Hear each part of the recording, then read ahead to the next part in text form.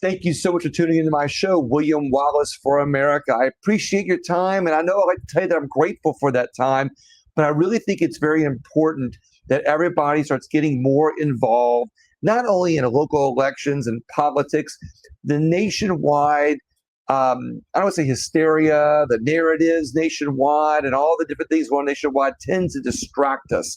And we forget about our local elections. We forget about how important our locals are, because those are the people that are on the ground, because the best way to fix our country is to start in our own communities, in our own cities.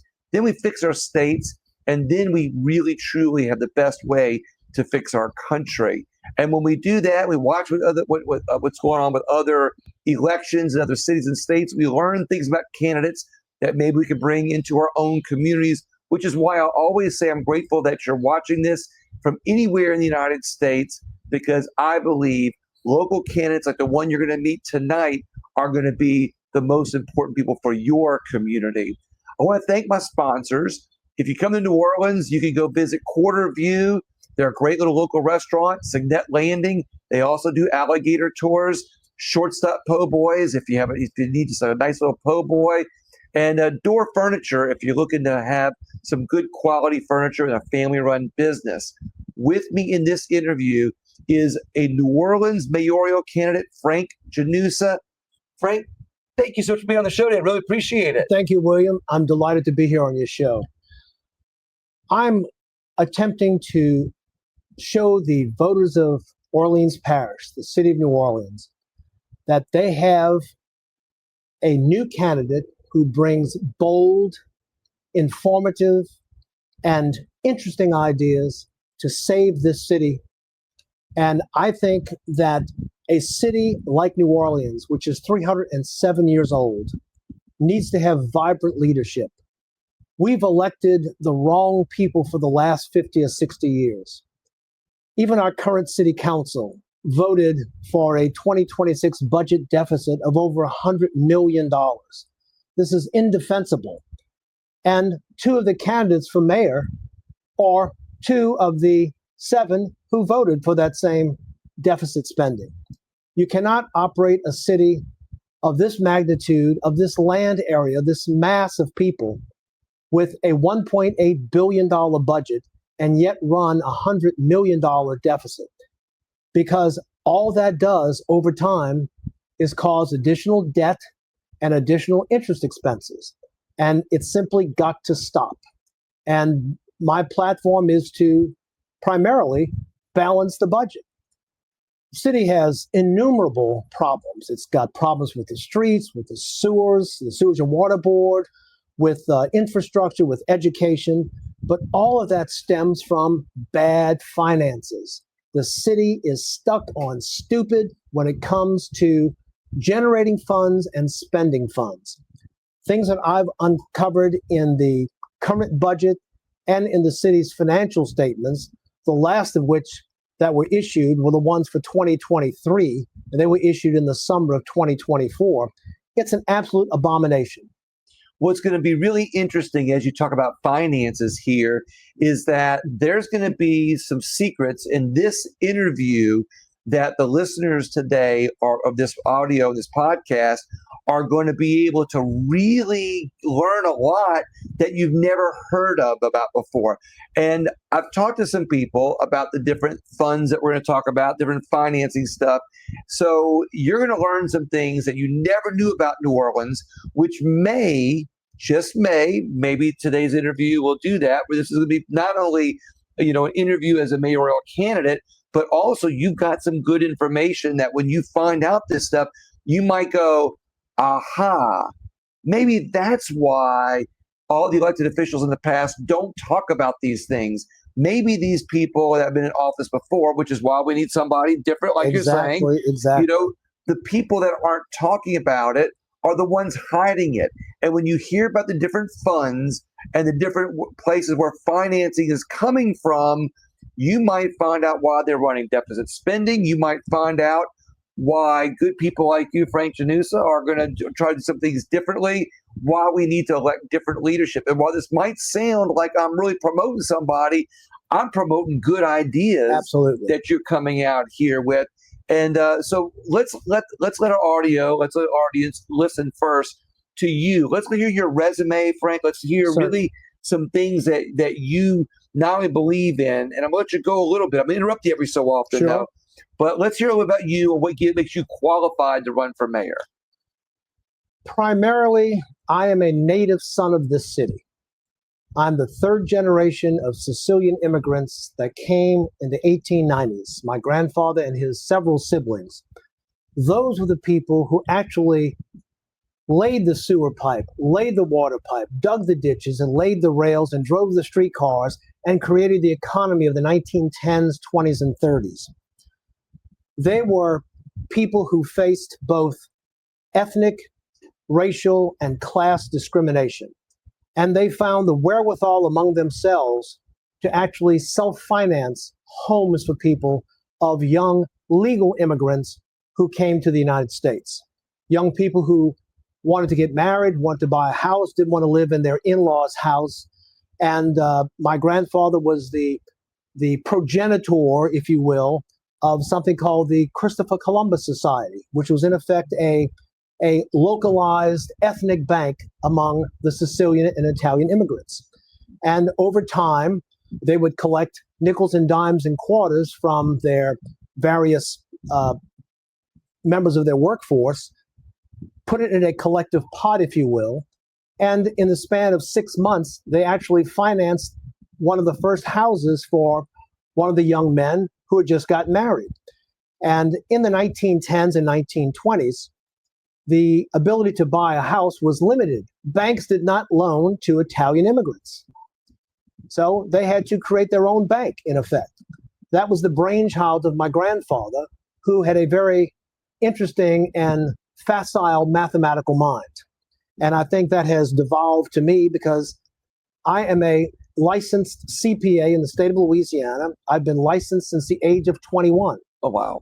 For 52 years. And my primary focus is taxations, oil and gas, and successions, and business development and business enterprises. And I will develop that more when I discuss with you some of the interesting things that I found out about the city of New Orleans and its finances. But my family goes back to the 1890s. They developed this town, and we've seen the decline in the city over the last 40, 50 years. Used to be the Queen City of the South. It was the second largest port in the United States, and now it's like number 6. Tonnage is down, ships are down, employment is down, education is terrible. My grandparents and his siblings built this city, and it's my turn to rebuild it from scratch, from the nonsense that's taking place at 1300 Perdido Street at City Hall. It's got to be done. We've got to save this city, not only for my children and grandchildren, all of whom live in the city of New Orleans, but for their friends, their families, their extended family, for everyone who lives in this city. Black, white, yellow, brown, or gray, doesn't matter. We've got to save this city. This city has an environment of natural resources that other cities would die for. Few cities have the Mississippi River except those that lie on the Mississippi. You know, you don't get the excitement of New Orleans in Chattanooga, Tennessee. It just doesn't happen. You don't get that excitement in Des Moines, Iowa. You know anybody going to Des Moines, Iowa? So basically what I'm hearing from you so far is when you say from scratch, you don't necessarily mean just like redoing the whole city. You mean taking the good parts about the city, or do you mean this, the good parts of the city and doing a fresh rehab on it, if you will? I got a few other questions based on some things you've just now said. So let's. Yes, we've got to rehab what is rehabable. And what does work, we've got to make it work better. What doesn't work, we've got to make it work, period. We've got to get back to reinstating basic services for the population of New Orleans. They're the people who are paying the freight, primarily. And we've got to give them what they're paying for. I like what you said a minute ago when you said you want to represent the people of New Orleans, whether they're black, white, yellow, or any color. And it made me think of something. When you go to a festival and you go to New Orleans and you go downtown and you shop, I mean, black people, white people, I mean, people of all cultures, and we talk and we're friendly. New Orleans is like this huge melting pot. It is. It really is kind of an example of what we say America is, a melting pot. But in New Orleans, you might go down the street and you see somebody who looks totally different from you. And the next thing you know, you're having dinner at their house. Maybe you're at a crawfish boil, you're together. And there's this sense of unity in our city. Today is the anniversary of Katrina. Not that I wanted to bring that up because I think the narratives are being used to kind of separate us at times. But today's the anniversary of Katrina. Yes, it is. Yet, and Katrina brought so many people together. However, our city elected officials, our city government, the way government operates does not seem to reflect that togetherness. No. City government seems to be kind of like a little fiefdom. You get the sewage and water board. You've got all these different, and again, I'm going to refer to the funds that we're going to talk about in a minute, and some of the city secrets that we're going to talk about in a minute here. We don't feel that in New Orleans government. When it comes to when you hear New Orleans government, it's almost like every man for himself and not reflective of that togetherness. We have so many different festivals and things here, and everybody's out having a good time. Is that the sense of what you're talking about that you want to bring to government? Exactly. As individual citizens, we have to learn, first of all, to get along well. We have to engage in collaboration of good ideas, not the chaos of government. The office of the mayor and the city council are constantly at odds. The office of the mayor is the executive branch of city government. The city council is the legislative branch. And of course, the third branch are the courts. The mayor's office operates as a systemic silo. The city council operates as a systemic silo. The twain never meet. You've got to have collaboration. You've got to have cohesiveness. You've got to have action that's beneficial to everybody in the city when those two parties get together. They cannot be constantly at war, which they have been for the last 8 years. So I'm hearing that not only are you talking about our government is not reflective of the people and the togetherness that the people feel, but our government elected officials here in New Orleans are not together themselves. Exactly. So a question came to mind. I like to preempt this here as you're talking, because you're bringing up some really good ideas and you're bringing up some really good things. I think I want to kind of highlight and double underline here. Our government, or the government in New Orleans, has often been run, I don't want to say it's a popularity contest, but it becomes something that is reflective of past administrations, maybe ethnicity, whatever the case may be. It could be like Mitch Landrieu was a different ethnicity, but he was kind of already in that power structure. Yes. You've got some bridges to cross. You've got you've got a lot of ground to cover, if you will. How are you going to work with everybody to bring them that representative government that maybe they feel they have to vote a certain way? Yes. To get, and you've got to, like I said, you got a lot of bridges to build for for people that normally feel like they have to vote a certain way to get what they want that they might not get from you. Let's talk about what you're going to do to make those people realize that you're going to help bring them to the table in rehabbing New Orleans and starting something new that could mean more for them. Absolutely. Is this where you're going? Absolutely. When you look at the city government, you have a constant power play between the mayor's office and the city council. And within the city council, there's always bickering. On occasion, one can speculate that they're more interested in retaining power, building power, rather than serving the needs of the citizens who fund the government. My position is that since I have no political dynasty behind my name, I'm not related to any of the prior mayors of the city, that the ability to have fresh leadership is just going to be refreshing to people. If people would understand what's in my heart, to understand that to make this city grow, you've got to get rid of this power play nonsense. You've got to exercise what I call servant leadership. And this reminds me of St. Louis, King of France, Louis IX. He was a servant king. He ruled France for many years. He didn't rule it with an iron fist.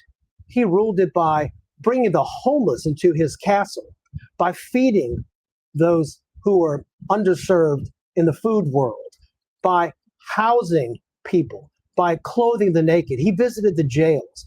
He is the individual for whom St. Louis Cathedral is named. Servant leadership. As a matter of fact, the Archdiocese of New Orleans awarded my wife and I the Order of St. Louis IX Medallion for decades of service to the city and to the church. He is a model for me. He's as much a model to me as my grandfather, who created the Christopher Columbus Society. Those are the types of ideals that I aspire to. I've got no desire for power. I don't need this job, but I want this job because I think I've got the skill set that can move this city forward and make it again the Queen City of the South. It's got to be done for our kids, grandkids, and everyone who follows us and everyone who is even involved collaterally. And what benefits the city of New Orleans benefits the entire metro region. So before we get into the hidden funds and the hidden money and where the money has been getting hidden that a lot of people in New Orleans don't know about, I think that when the people of New Orleans find out about some of this hidden stuff, they're going to realize that the people that they've been voting for in the past have been put in office, have not benefited them or the city like they could have with some of the funds that are out there, or bringing government together. So before we get into that, I want to ask you a bunch of questions, and maybe we can just do some short answers, Sure. To kind of really help people realize where what you're going to do, as mayor, what you're going to do to not only bring that cohesiveness back together or bring the city back together with cohesiveness, but let's talk about the sheriff's office. How will you work with the sheriff's office and even the police superintendent?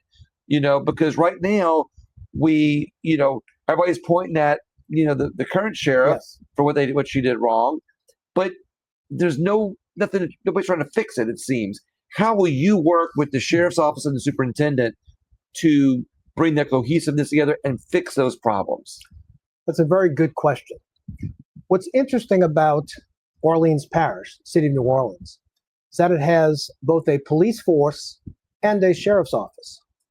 And it doesn't seem to be working quite well. We had the terrorist debacle of January 1st, of beginning of this year, which was basically messed up by the police department to some degree. And a lot of that seems to be hidden away.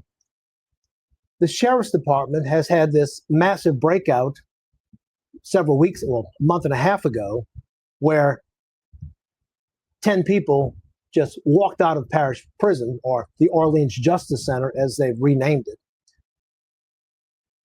Police department and the sheriff's department is not working. The sheriff's department is on its totally separate accounting system for how it operates and generates funds. That needs to go onto the city's accounting system. It's called BRASS. Is this being done in other cities? Yes. For instance, Jefferson Parish has a unified justice system as it relates to crime. It has a single sheriff. The sheriff's deputies do the same work that NOPD does.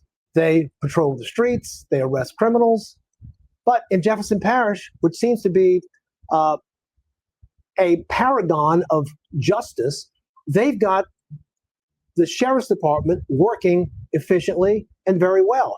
And it's all under one umbrella. It's not two separate. You got in Orleans Parish, you have the superintendent, you got the sheriff. So when you have that cohesiveness in city government and everybody's kind of working under the same umbrella, yes, there's like natural oversight. Not only that, but it saves millions of dollars.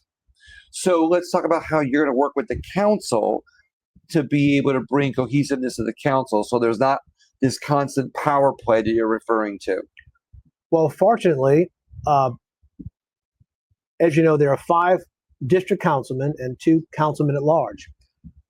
Of all of the races, there's only one sitting council person who is unopposed, and she will stay. But there will be 6 new council people, 4 new district councilmen and 2 new councilmen at large. It will be a fresh group of people who I will work with one-on-one, and I will be able to discuss the issues that affect their particular district, but at the same time give them an overarching view of what the mayor's office wants to do for the city and how it's going to affect their district. What I perceive is that government should first of all be limited government. And second, to the extent that limited government exists, it should be from the ground up. It should swell up from the population, not top down. Top down leadership is not leadership at all. But bottoms up leadership is servant leadership, much like King Louis IX. What I see in New Orleans is the electorate gets catered to in ways that they feel like they have to vote for a certain person to be able to get the power that you're referring to, that you want to do from the top, but with the ability to be able to help people bring them to the top. I'm kind of hearing that right? You've got it pretty much on target. And the other question that comes to mind is when you don't come from a law enforcement background. No. You come from an accounting background, which is excellent. We need an accountant. But my father was a Louisiana state trooper in the 1920s, and he was a bodyguard to Huey Long in the late 1920s. Good piece of information. And my mother's father was a St. Charles Parish deputy, wore his sheriff's hat, and rode a horse out of Hawnville and Ama, Louisiana. Good little side story there. That's the closest I am to law enforcement. So without law enforcement experience, which no mayor's ever really had, and that's not where I'm going with this. Where I'm going with this is most of the mayors that I've seen in the past in New Orleans, they treat that mayor's office as their fiefdom. Yes. They have control of the sewage and water board. Yes. They have control over these funds we're going to bring up in a minute. I keep teasing people about, I know, but we're getting to that. And then they kind of isolate themselves, as you kind of referred to a minute ago. Silo approach. I like that. So you're going to, so as mayor, you don't necessarily have to, but I've heard the answer is yes. But again, because sometimes you ask a question a second time, you get a different answer. Again, you're telling me you're going to be hands-on with the sheriffs, the superintendent, and the city council in a way that's more collaborative than the silo approach. Absolutely. Because in order to generate meaningful change, you can't have power plays inside of separate silos. You've got to work together. Together, you achieve more. That's why the word team doesn't have the letter I in it. It's not an ego focus. Team, together, everyone achieves more. You've got to have a team approach. And that's what's been lacking in city government for decades. Everybody is interested in their own fiefdom, their own piece of the action, and their own desire for power. And we all know the old adage, with extra power comes extra what? Corruption. Thank you very much. So let's talk about that. There's been a lot of corruption in the city. I mean, yes, the current mayor, the last mayor. And let's also point out that many mayors have not been from New Orleans. Yes. They're kind of transplants. You've already gone into that you're not a transplant. You're a native New Orleanian. Yeah, imagine that. I know, right? Exactly. And not there's anything wrong with people. I mean, we love people who come to New Orleans. Sure. That's people, come here all the time. Of course, they love the city, which I'm going to talk about tourism here in a second. But the reality is, you being from New Orleans, many people who've been corrupt have not been from New Orleans. How are you going to work on the corruption that has been so prevalent in the city for so long? Because you have a big job. You'll be working with everybody. You've talked about that. What about the corruption? Well, the first thing that I would do as mayor is bring together two separate sets of groups. I want to bring the neighborhood associations together and have all of them, to the extent that they're willing to do so, have at least quarterly meetings or even bi-monthly meetings, so that all of these individual neighborhood associations can tell the city government, i.e. the mayor and the city council, exactly what's going on in their neighborhoods, because they're the ones closest to the ground. Those are the ground troops. They will tell us what's happening. They will tell us what the real problems are, whether those problems are infrastructure or crime or potholes. That will bring a sense of collaboration.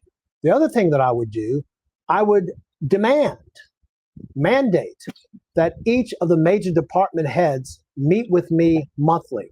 I want to know what their plans are.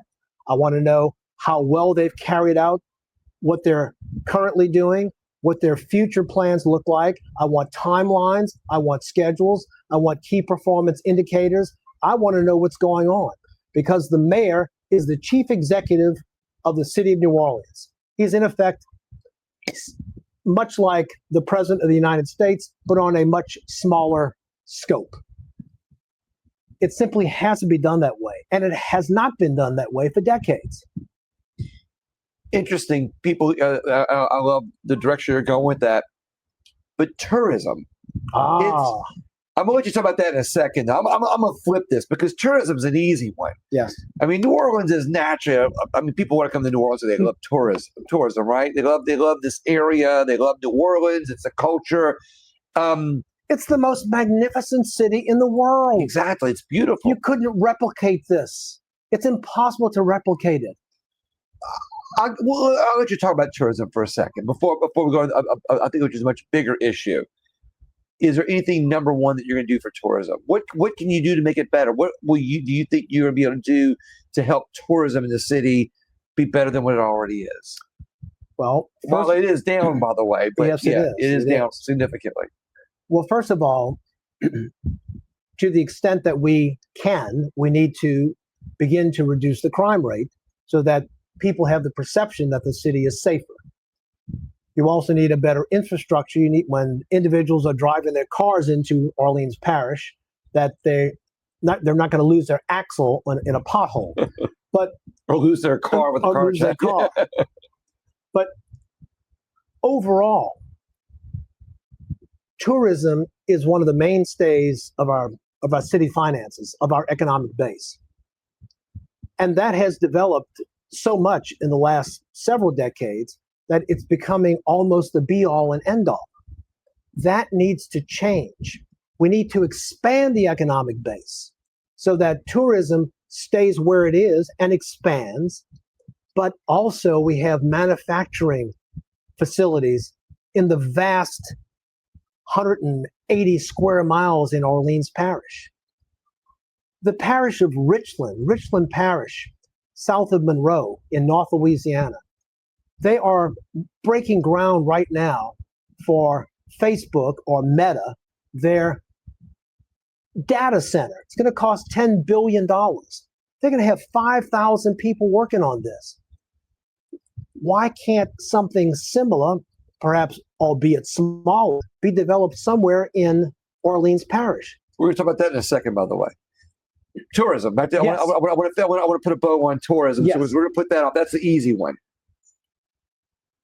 We've got 19 million people that came to New Orleans in 2023 and also in 2024. They spent $9.6 billion in this city. Not in Chalmette, not in Mandeville, not in Kenner. They spent it in New Orleans. It is a sales tax generator, okay? If we've got 19 million people coming, why can't the city create an app, a travel app, which I have already named the Fleur de Lis NOLA app?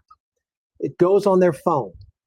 If 1 in 10 of those 19 million tourists purchase this app for an amount which is the equivalent of what you can purchase this same app in Paris, France, it will generate $190 million each year to this city. It'll wipe out the deficit by a factor of 2. Nobody else has talked about this. Wait, New Orleans has a deficit? Oh, yes, it's running a $100 million deficit expected for 2026. That they voted on, that the current city council and the current mayor voted on. Exactly. So we go all kinds of directions right from here, but I'm going to reel us in a little bit more. So tourism, I know, is an easy one, but I love that app idea because businesses could probably buy ads on this. We're giving away an idea, basically, and then it could be more of a money generator for New Orleans. However, New Orleans can't do what's always done, which is rely on tourism. Exactly. You know, when all the oil companies left New Orleans in Yes. the 80s, Yes. when we've watched business and industry shrink Sure. up and just go away, and we can't always rely on oil and gas.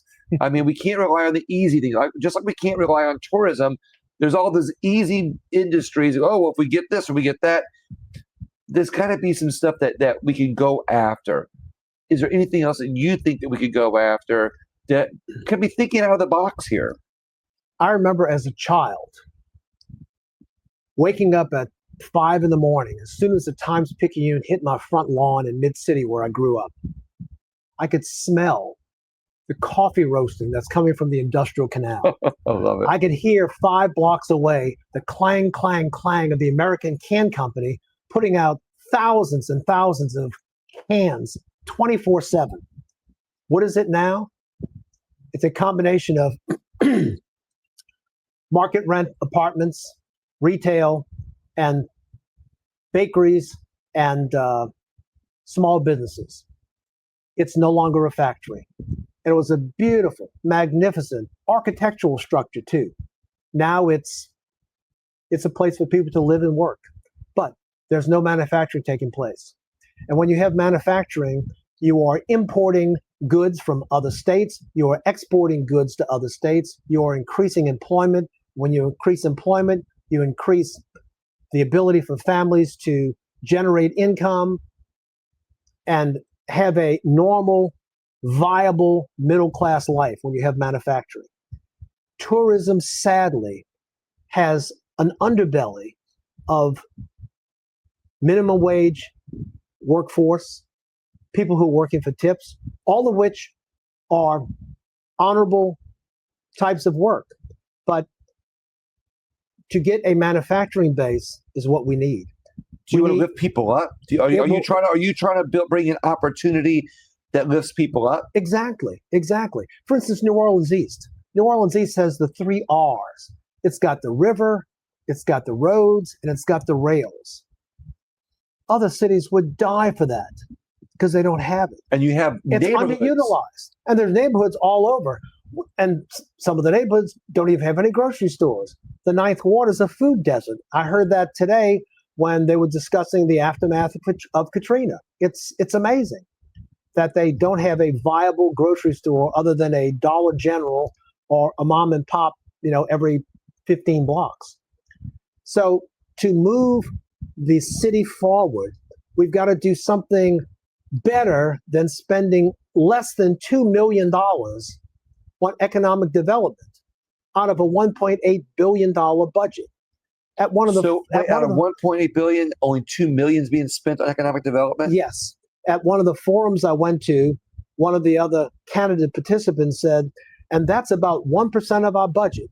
Again, these people don't do math. They're stuck on stupid. It's 1/10 of 1%. It's worse by a factor of 10.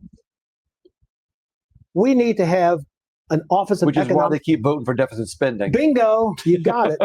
The Office of Economic Development is comprised of a single individual and a part-time assistant. You can't get Elon Musk on the phone calling from City Hall. Let me pause you on that. So a $2 million budget only employs $1.8 billion budget. No, the $2 million is economic development, right? But $2 million budget only employs 2 people. Yes. So they make $1 million each. I'm just saying. A lot of it is obviously some is spent on travel, on printing, on logistics, on conferences. $2 million. $2 million. Actually, 1.7. 2 people to promote economic development in New Orleans. Yes. And this is because why they contract out a lot of work. This is a soundbite right here in itself. This is why all the people in this city who keep electing people who say they care but really don't care. They care about them on election day, but they don't care about them afterwards. This is why the underserved in our community, why the people that have remained at the bottom of the economic structure in New Orleans have to live in poor housing in poor areas that are riddled with crime, are stuck there because previous administrations don't work harder to get the correct amount of economic development in the city. Is that what you're seeing? It's exactly correct. All you have to do is go across the parish line into Metairie, where you've got JEDCO, the Jefferson Economic Development Company, run by Jefferson Parish. They have found multiple new businesses. They've attracted new businesses. They've generated from the ground up technology companies and other companies which are generating living wages for people, the ability to advance forward, which of course generates sales taxes. People will then have a decent wage. They'll buy a home in Jefferson Parish. Jefferson Parish generates real estate taxes. That's what funds them. They're not running at a deficit, to my knowledge. We're running $100 million because we're stuck on stupid. So we've mentioned other parishes. You've got Jefferson Parish, you've got Orleans Parish. Well, I mean, you're in Orleans, but St. Bernard, Orleans, St. Bernard, Plaquemines. So how are you going to work with other parishes to be able? Do you have a plan, an economic plan, if you will, to work with the other parishes? So now we're broadening out your horizon a little bit. Whatever affects New Orleans affects the metro area. Just because there's a canal that separates Metairie from New Orleans, or there's a divider on St. Claude Avenue that divides Araby from New Orleans, everything that happens in New Orleans spills over into the other parishes. No pun intended on the next question, but go ahead. Sure. Spills over. I'm not referring to the broken canals. That's what I'm broken levees. I'm referring to in a second. Yeah. Geographic parameters don't determine economic involvement and economic improvement. What's interesting is as we celebrate as they celebrate, we're commemorating, right, the anniversary of Katrina. That's not why we're doing the interview today, but and we talk about failed government, failed policies.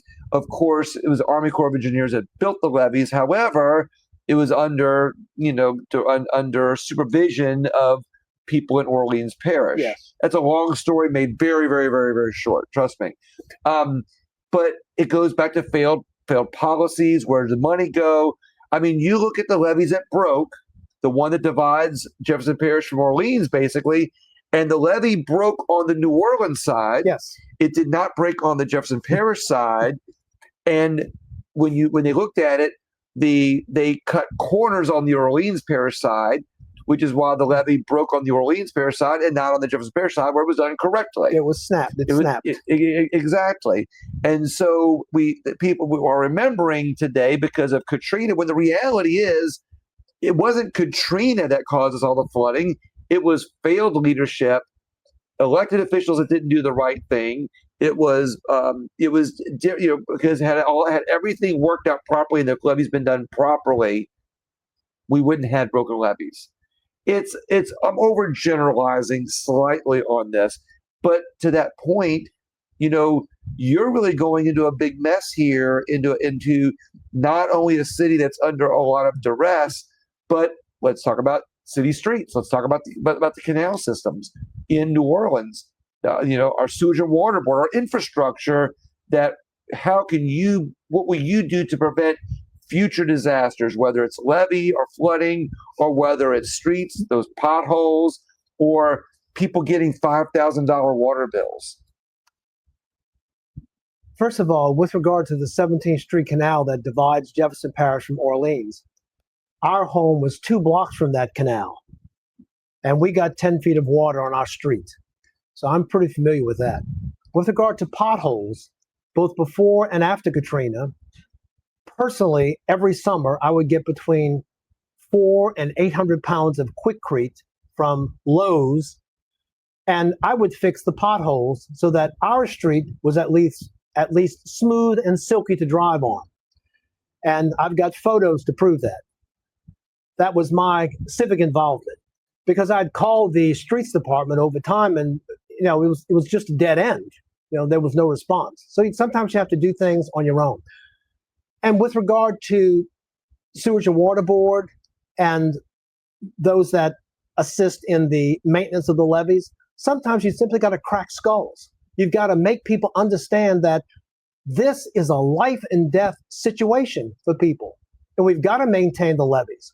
Thankfully, we had enough federal funds to do it post-Katrina. And as the only Republican in this race, I am much better suited, much better situated to gain funds from the national government, the national treasury in Washington, D.C., and Jeff Landry's treasury in Baton Rouge. I think that they would be much more interested or involved or beneficial enough to say, New Orleans has a Republican mayor. He believes in limited government. He believes in leadership from the ground up, servant leadership.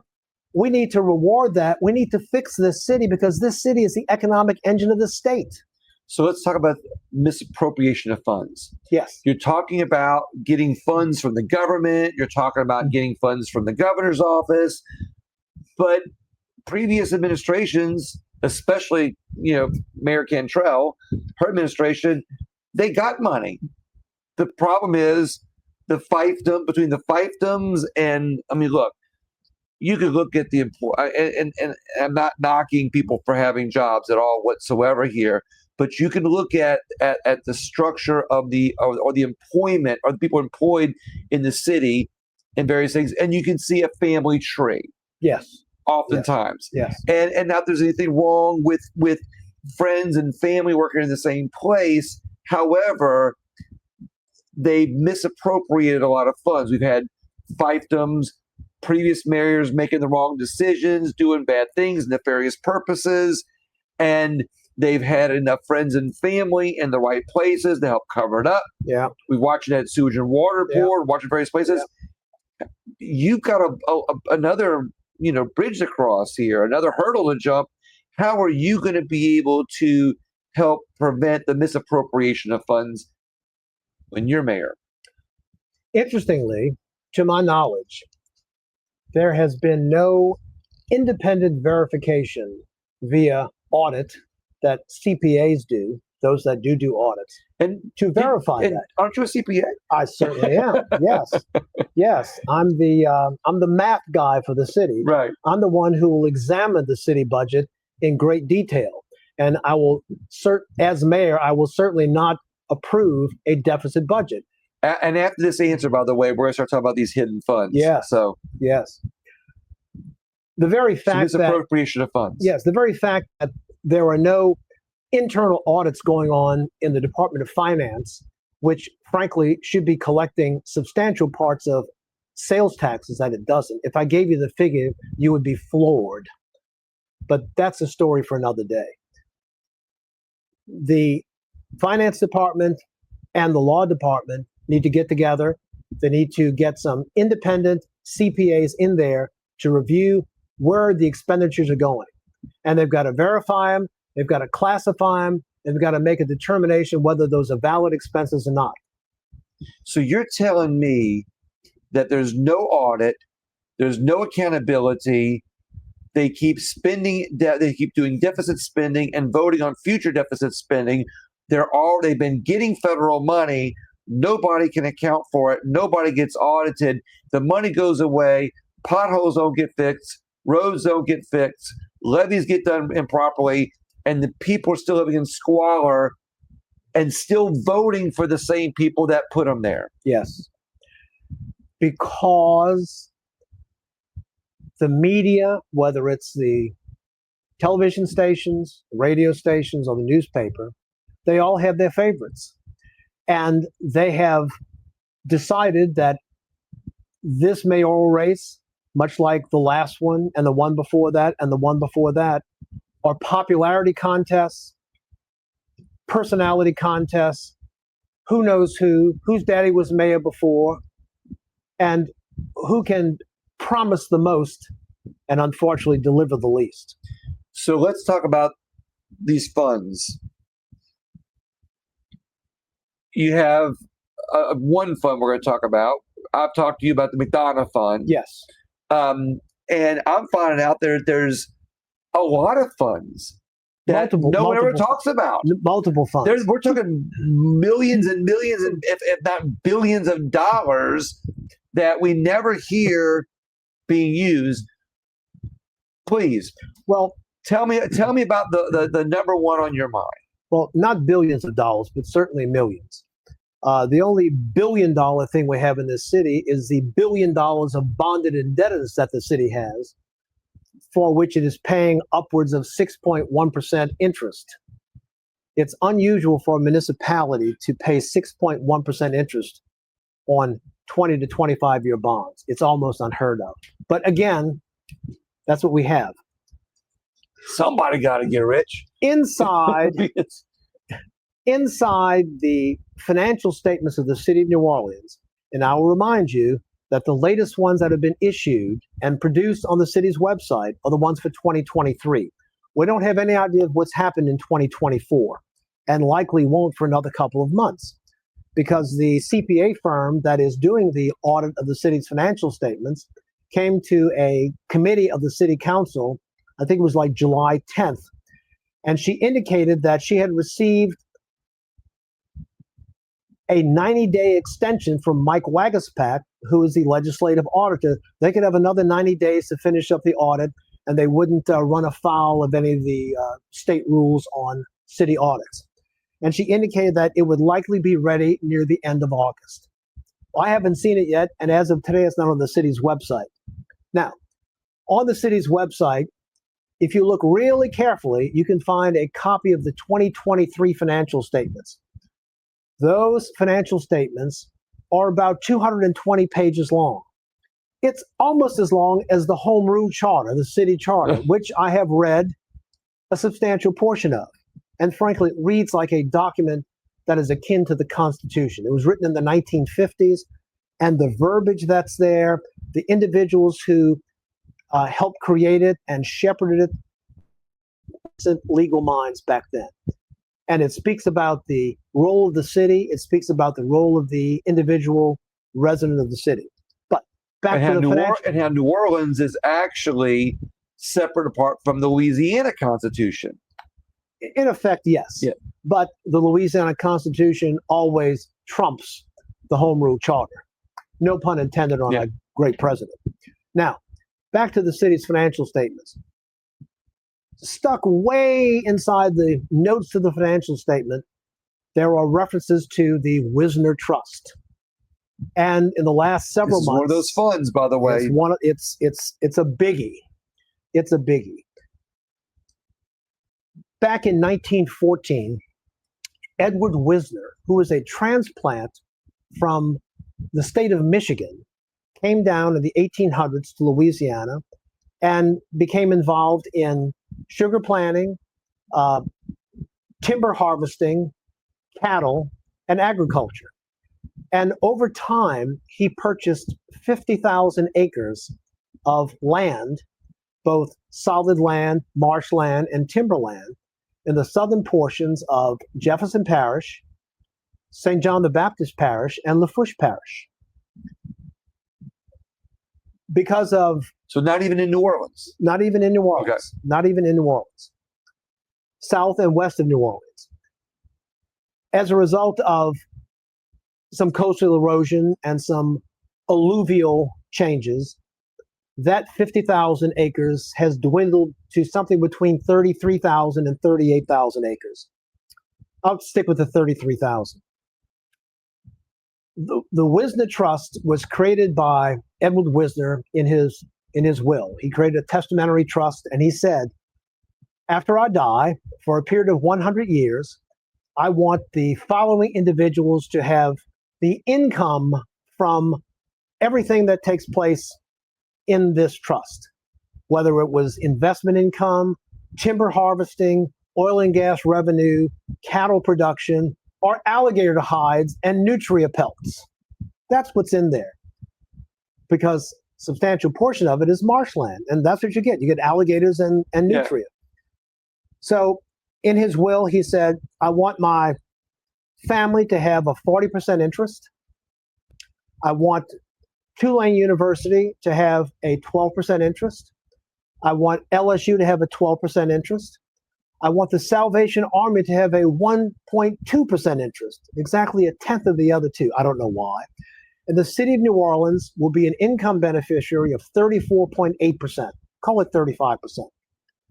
So in recent years, when the trust was spinning out $8, $9, $10 million a year, city of New Orleans was getting anywhere from $2.5 to $3.5 million a year.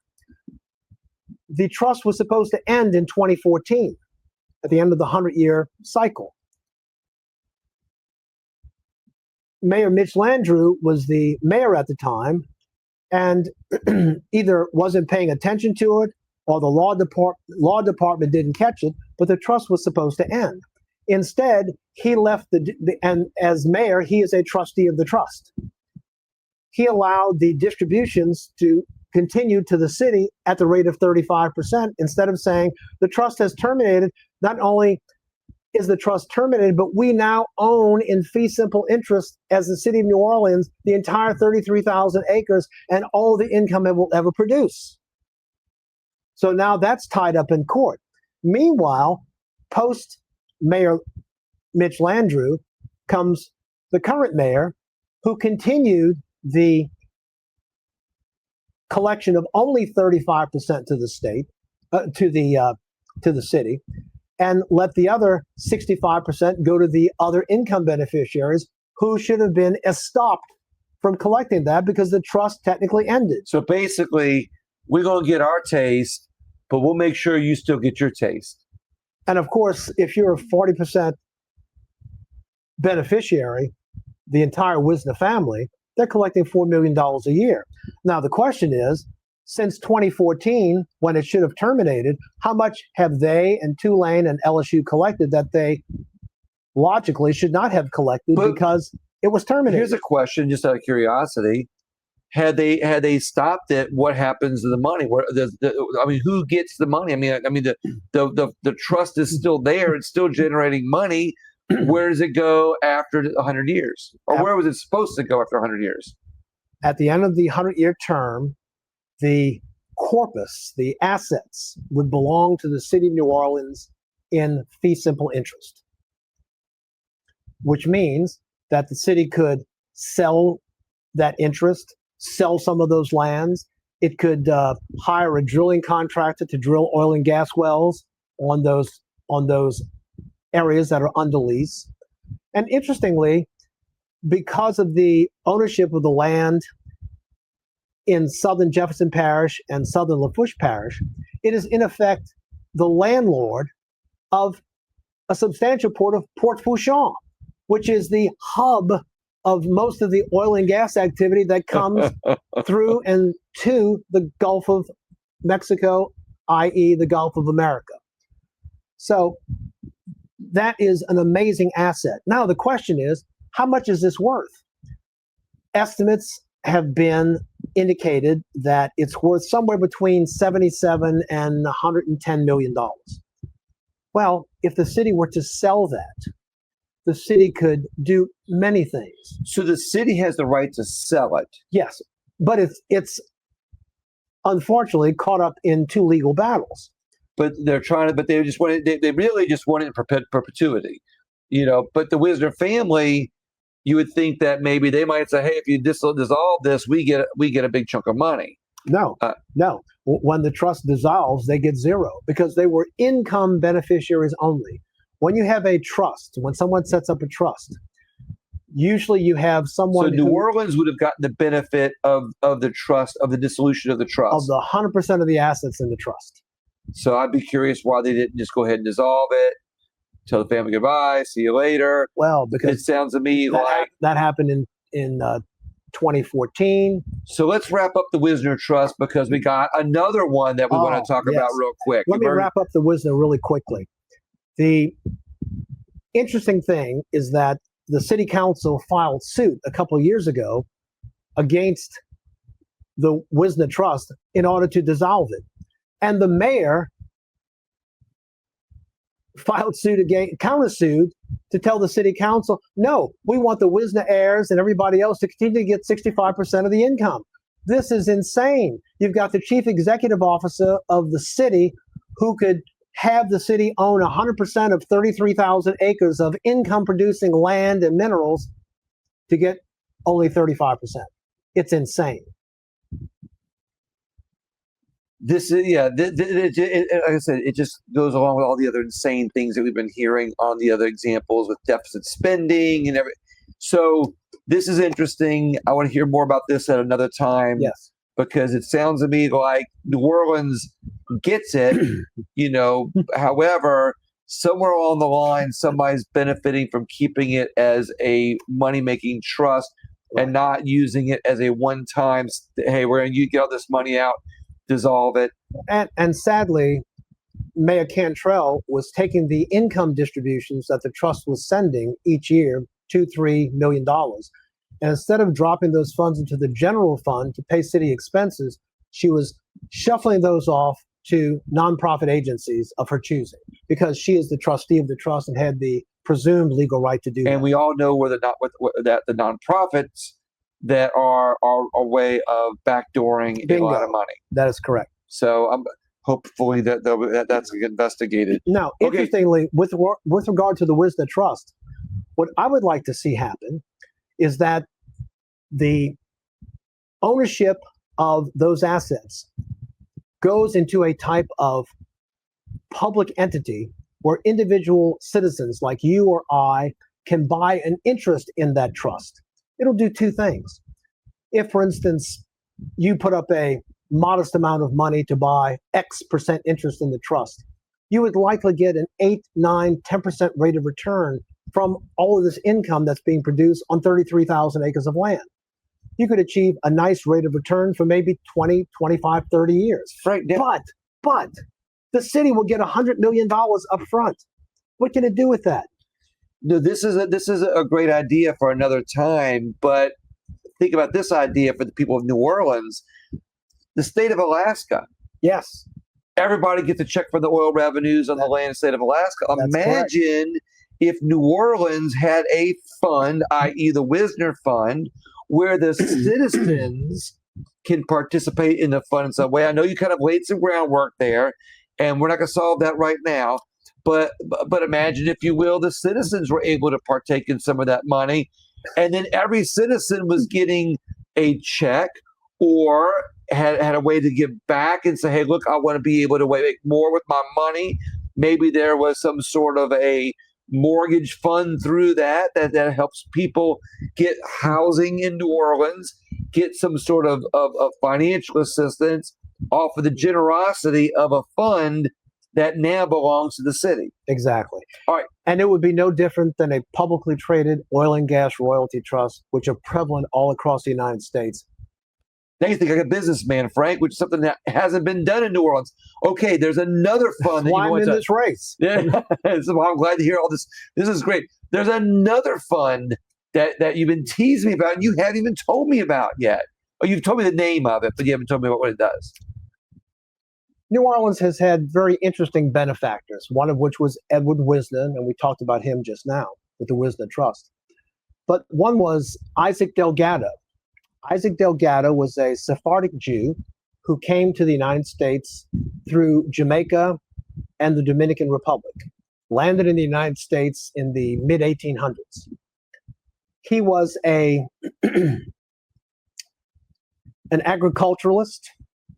He was a cotton broker. He was a sugar broker. And over time, he became involved with his brother, who had interests in sugarcane plantations, primarily west of New Orleans. And there was a family that owned a plantation known as the Albania Plantation, which is situated on the outskirts of the town of Jeanerette, Louisiana, in St. Mary Parish. Town of Jeanerette is a beautiful town. It is pastoral. It's amazing that all these benefactors, all these wealthy people did all of this outside of New Orleans, but gave money to the city. I'll let you continue. Because they fell in love with the city of New Orleans. I'll let you continue. So the Albania Plantation was deeded by Isaac Delgado after he died. Actually, he and his brother foreclosed on the plantation because they couldn't pay the rent and they couldn't pay the mortgage on the property. So Isaac Delgado dies. He wills it to the city of New Orleans. The Albania Plantation. The Albania Plantation. What is the Albania Plantation? And where did I find this? I found it inside a 240-page 2023 financial statement of the city. I said, oh, that's interesting. Let me see if it's in 2022 and 2021. And sure enough, it was there. Because you did something the city's not doing, audits. Well, at least a cursory review of the right. relatively small type, small font type on page 242 of the financial statements. So when I'm looking at it, I said, Delgado, Albania Plantation, what on earth is that? So I researched it some more. The city owns outright a 6,500-acre sugarcane plantation outside the town of Jeanerette in St. Mary Parish. Do you know how much 6,500 acres of sugarcane land is worth? No. Pick a number. A couple million, $1.5 million? No. It's worth approximately $20 million. The city has collected between 2021 through 2023 an average of $200,000 a year from this. That's right at a 1% rate of return on magnificent agricultural land. And the most sad part about this is that this was a slave plantation. The city of New Orleans, which tells the world that it's so diverse and it's so honest in its dealings with the races, still has 100% ownership in a slave plantation. The same city government that took down monuments to others during the Landry administration retains ownership of a slave plantation. I'm going to pause you for a second on this, because ironically, Mitchell Andrew was the one who took down all the Civil War statues. Correct. All the Confederate statues, as they called them, and he took them down in the name of, or whatever, he took them down. But at the same time he was doing that, he named a greenway that goes from City Park to the French Quarter, the Lafitte Greenway. He named it the Lafitte Greenway in honor of Jean Lafitte, and Lafitte was the largest slave trader in New Orleans.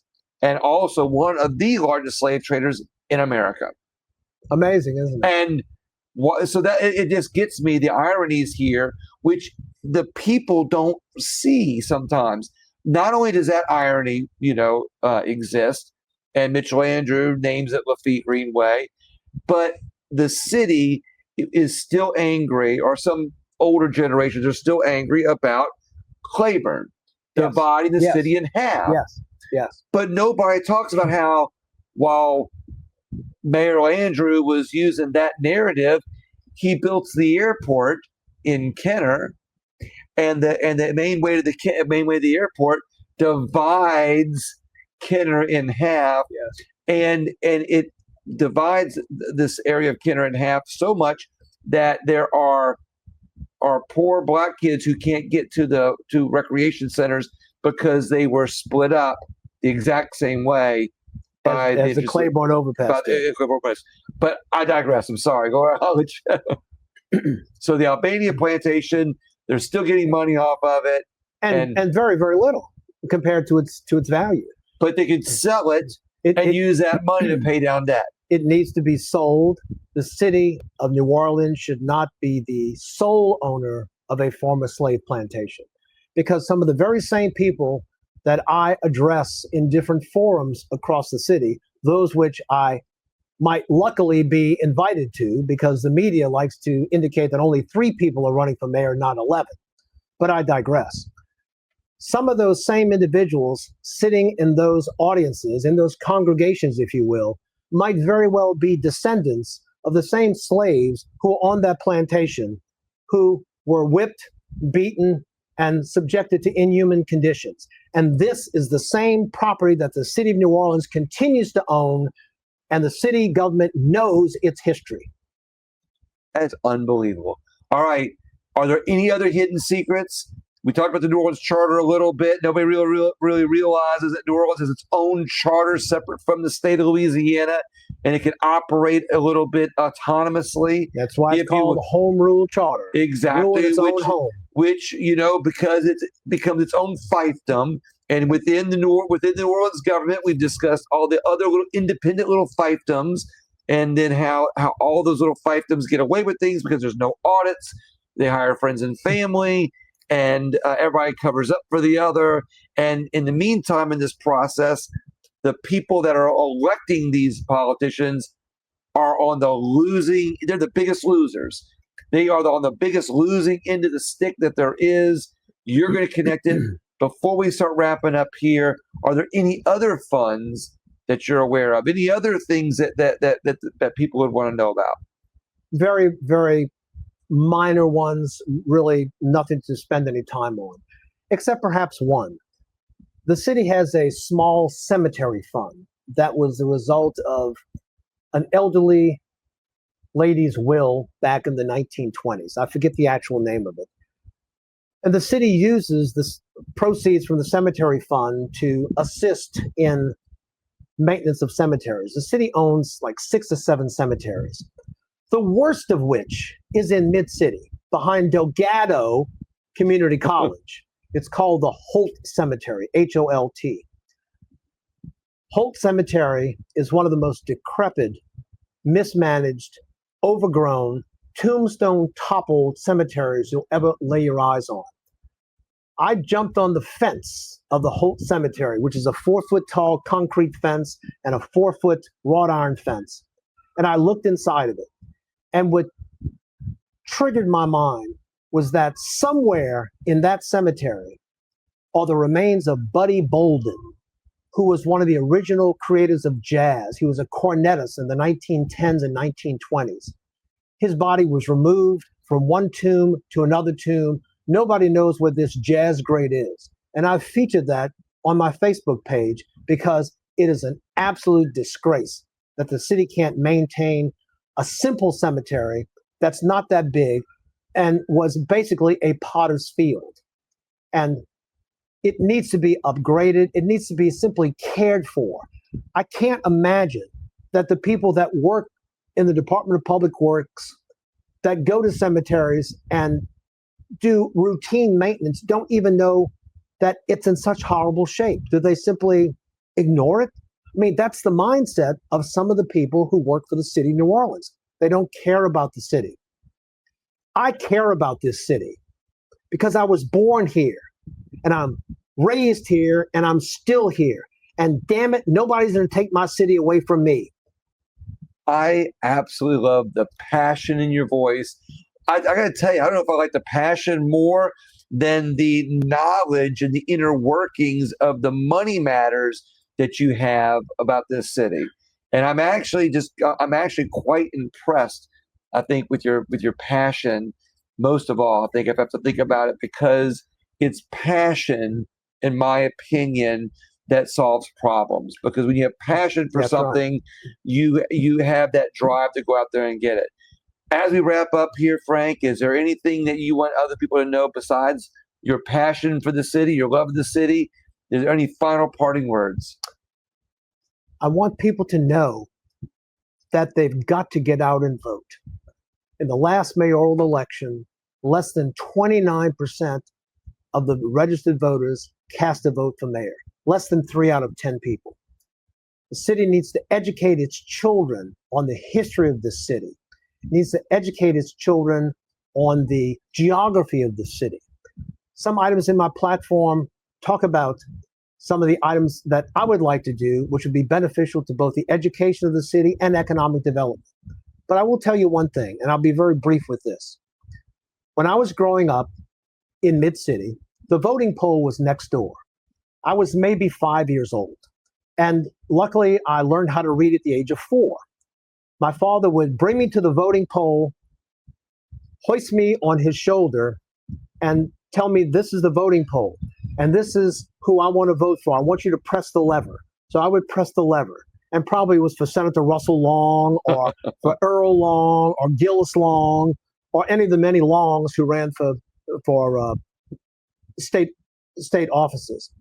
But what that gave me, plus the desire that I had to read the newspaper every day while I could smell the coffee roasting on the Industrial Canal and the American Can Company making clang clang cans all day long, it taught me about the history of the city and those who were involved in it.